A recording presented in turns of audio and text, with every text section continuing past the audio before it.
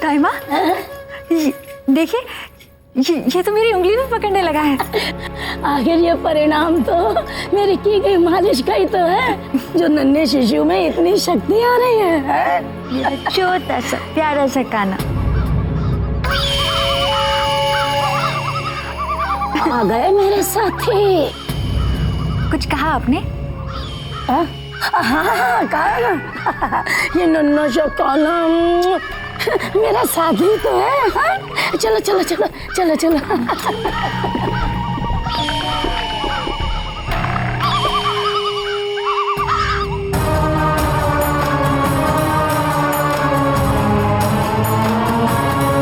रुक्मणी,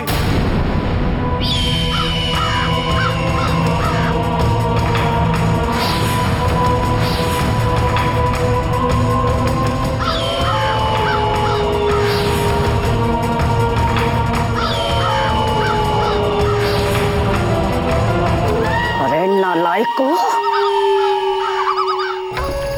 इसी प्रकार से यदि तुम लोग हर स्थान पर मेरा पीछा करते रहोगे तो किसी को संदेह नहीं हो जाएगा क्या?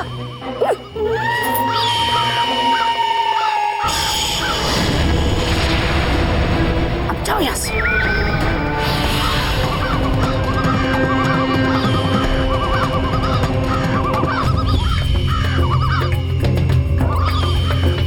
जाड़ों की ऋतु में खिली खिली धूप कितनी अच्छी लगती है ना दाइमा।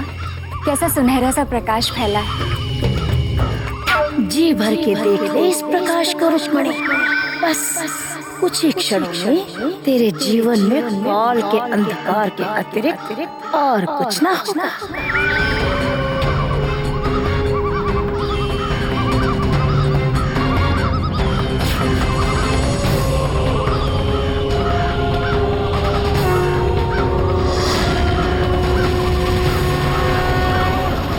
पंच, मेरा मार्गदर्शन कर ताकि मैं उस दैत्य को खोज सकूं।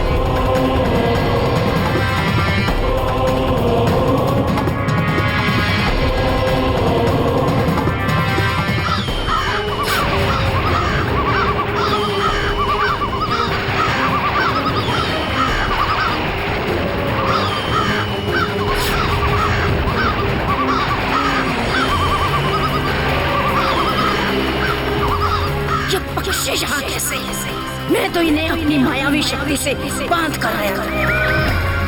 चैन नहीं मेरे प्रिय, मृत्यु का अंदेशा इन्हें खींच लाता है। कोई बात नहीं, आज तो दो मृत शरीरों का उपहार मिलेगा इन्हें।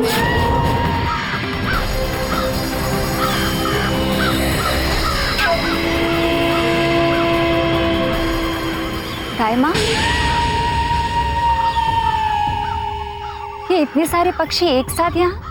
हाँ, वो राजकुमारी जी, वो द्वारकाधीश पुत्राज पहली बार बाहर आए हैं ना, तो संभवतः ये समस्त पक्षी इनके दर्शन करने आए हैं।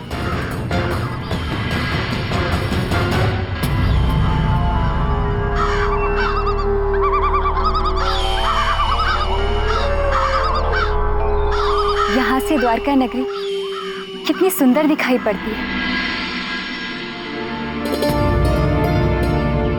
और इस सुंदर नगरी के तुम सुंदर से राजकुमार और द्वारकाधीश तुम्हारे पिताश्री। बस अब एक क्षण और इन दोनों की मृत्यु निश्चित। इनकी मृत्यु और मैं सम्रासुर अमर।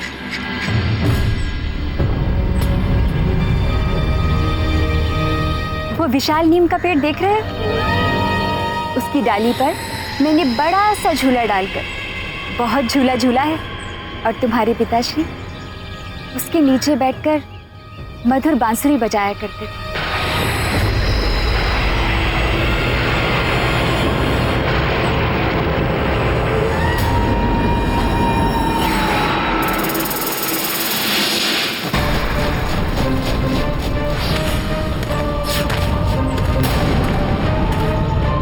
अरे ये सैनिक ऐसे भागते क्यों फिर रहे हैं यहाँ? कहीं ने पता तो नहीं चल गया मेरे यहाँ होने का?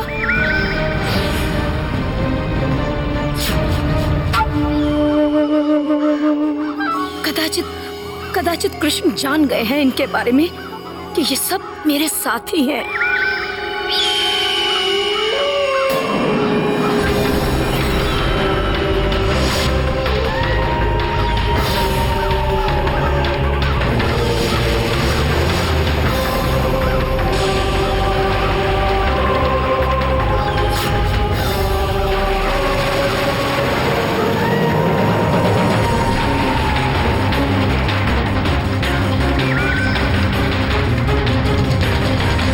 रुक्मणी,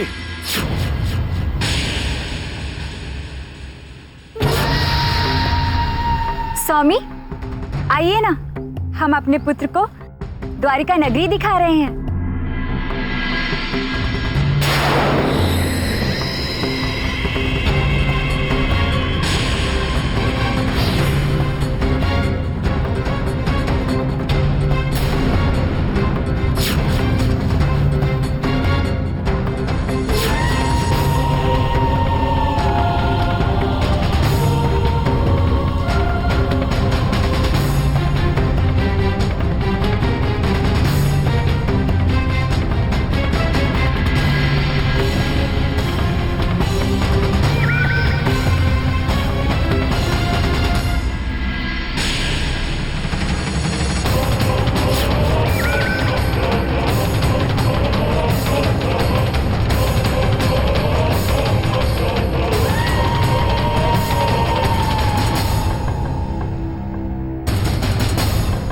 प्रभु, दाई माँ ने इसकी मालिश की थी, सो हम इसे धूप में ले आए। हे द्वारकाधीश, क्या बात है? आप तनिक विचलित से दिखाई दे रहे हैं। नहीं दाई माँ, मैं तो अपने पुत्र को देखने आया था।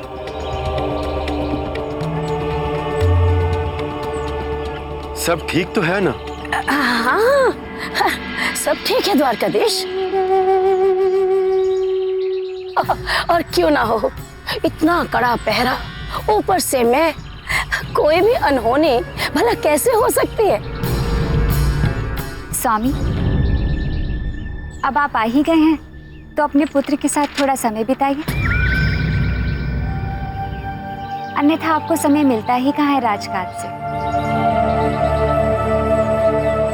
अवश्य, अपने पुत्र के लिए तो समय ही समय है मेरे पास।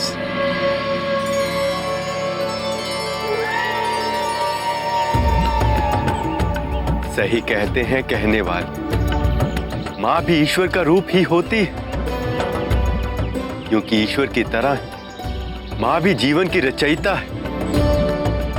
देखो ना रुक्मणी, माँ बनने के बाद कैसा तेज, कैसी सुंदरता आ गई है तुम्हारे चेहरे पर।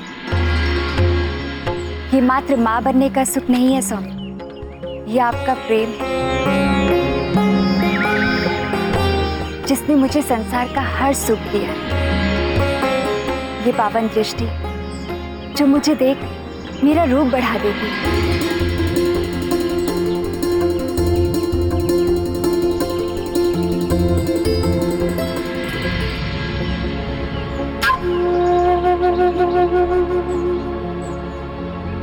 हाँ, लग तो नहीं रहा कि इन्हें कुछ संदेह हुआ है मुझ पर। परंतु हाँ, है बहुत बुद्धिमान जी। क्या पता सब जानकर भी अनजान बने हो।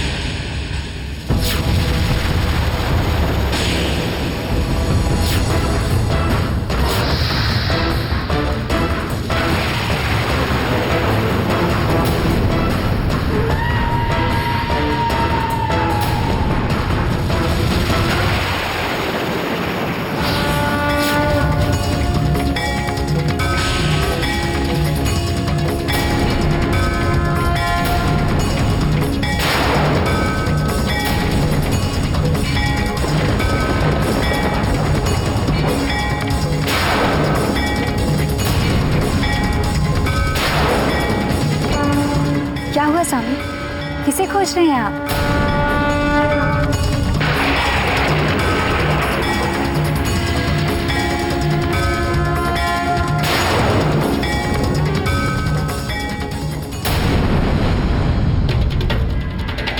नहीं रुक्मणी, आज इतने समय पश्चात तुम्हारे बहाने छत पर आया तो यहाँ का दृश्य देख रहा था। अब राजकुमारी जी, ठंडी हवाएं चलने लगी हैं और ये हवाएं शिशु के स्वास्थ्य के लिए उचित नहीं है। चलिए नीचे चलते हैं। आइए द्वारकाधीश।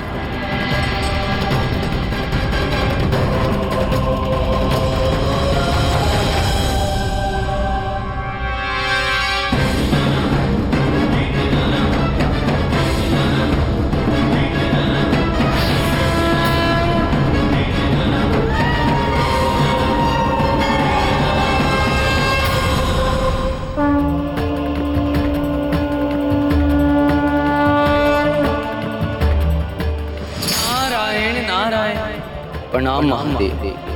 हे महादेव, देख रहे हैं ना आप, प्रभु श्री कृष्ण अपने पुत्र मोह में विधि के विधान को बदलना चाहते हैं।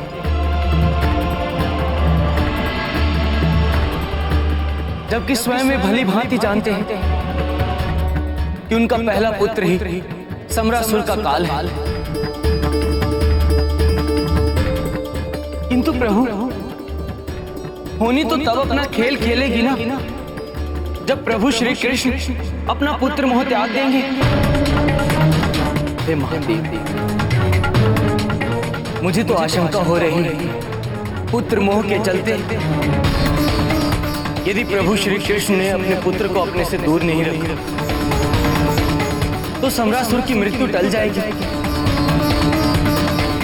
और यदि ऐसा हुआ तो संपूर्ण ब्रह्मांड का विनाश कर देगा वो असुर। हे महादेव, ऐसी विकट परिस्थिति में अब आप ही कुछ कीजिए। यदि ऐसा है तो हम स्वयं जाकर कृष्ण से बात करेंगे, उन्हें याद दिलाएंगे कि संसार के कल्याण के लिए उन्हें अपना पुत्र मोह त्यागना होगा। उन्हें अपने पुत्र को शंभरासुर के काल का कारण बनने देना होगा।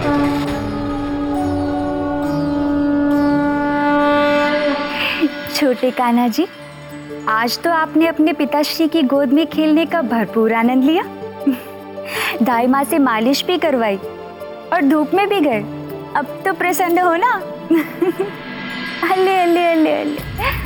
अभी तो आपको बहुत सारे लोगों से मिलना है।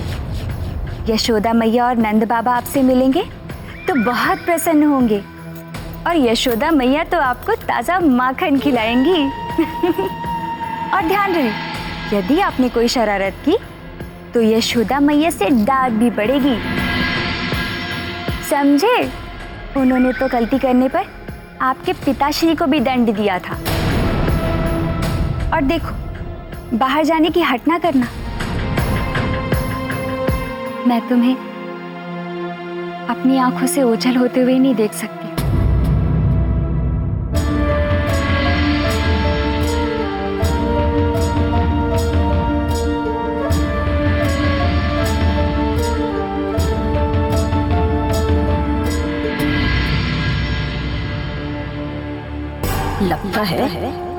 कृष्ण को मुझ पर अवश्य ही संदेह हो गया है। इसलिए तो छत पर भी मुझे ऐसे देख रहे थे जैसे इस ढाई माह के शरीर के अंदर झांक कर मुझ तक पहुंचने का प्रयत्न कर रहे हैं।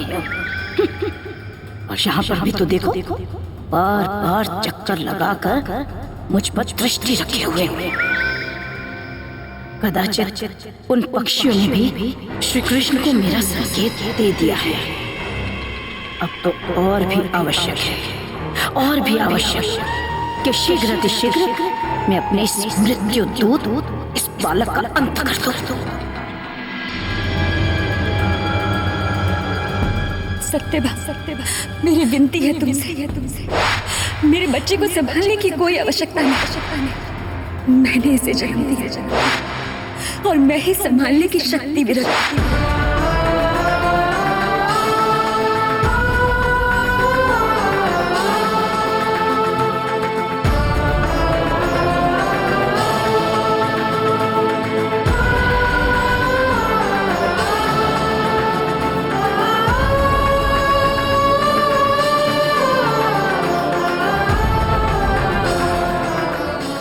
सत्यभामा, क्या हुआ? कुछ नहीं स्वामी।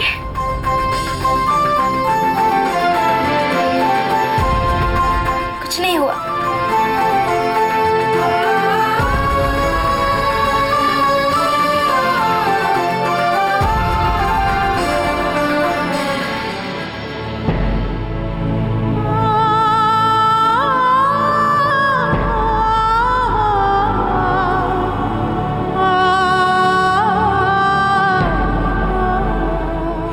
हो जाओ सत्यभामा,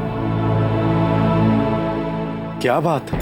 स्वामी, हम आपके और जीजी के बच्चे से इतना स्नेह करने लग गए हैं जितना कदाचित एक माँ करे। हमें भी उसकी चिंता है, हम भी उसकी रक्षा करना चाहते हैं, परंतु रुक्मिणी जीजी हमें उसके पास तक नहीं जाने देती। कहीं वो मायावी उस तक पहुंच गया तो? तुम चिंतित मत हो सत्यभामा, मैंने अपनी पूरी सेना को सचेत कर दिया है।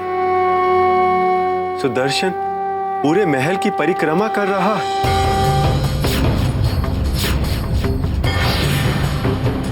किसी में भी ऐसा साहस नहीं होगा कि वो द्वारका के भीतर आने का दुस्साहस कर सके।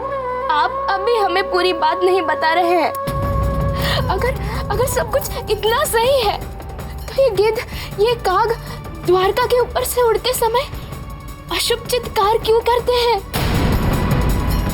क्या ये स्पष्ट संकेत नहीं है कि हमारा शत्रु द्वारका के राजमहल में पहुंच चुका है? सत्यभामा, मैंने स्वयं द्वारका के कोने कोने को देखा है, कहीं भी कुछ ऐसा नहीं दिखा जिसे हमारे पुत्र के लिए संकट का नाम दिया जा सके। स्वामी, यदि वो आपके सामने आ भी गया तो ब्रह्मा जी का दिया हुआ वरदान का कवच उसे आपसे बचा लेगा। आप भी उसका संहार नहीं कर पाएंगे। ब्रह्मा जी के वरदान का ध्यान है मुझे सत्यभामा, किंतु साथ ही साथ पितृधर्म का भी ध्यान है। चाहे मुझे विधि का विधान ही क्यों ना बदलना पड़े।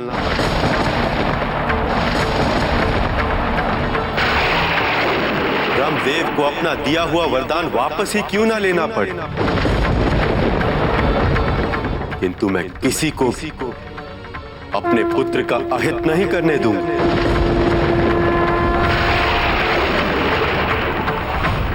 सत्य ये संसार का पिता के कर्तव्य के साथ महायुद्ध, मैं अपने पुत्र को कुछ नहीं होने दूंगा।